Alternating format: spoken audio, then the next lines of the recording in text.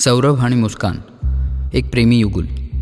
घरच्यांचा विरोध पत्करून एकमेकांशी लग्न केलं होतं आणि एका नवीन आयुष्याची सुरुवात केली होती. परंतु काही दिवसातच सौरभच्या शरीराचे अवशेष एका प्लॅस्टिकच्या ड्रममध्ये सापडले.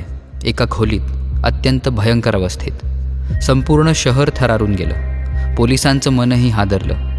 हे प्रेम होतं की फसवणूक? वैर होतं की सूड? तपास सुरू झाला. एक एक गोष्ट उलगडत गेली.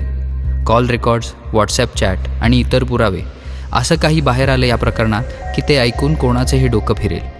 सौरभचा खून अत्यंत क्रूर पद्धतीने केला गेला होता आणि त्याच्या मृतदेहाचे अवशेष एका ड्रममध्ये लपवले होते.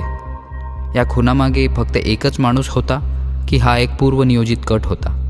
संपूर्ण कहाणी पहा आमच्या यूट्यूब चॅनलवर, ज्याची लिंक पहिल्या कमेंटमध्ये दिलेली आहे.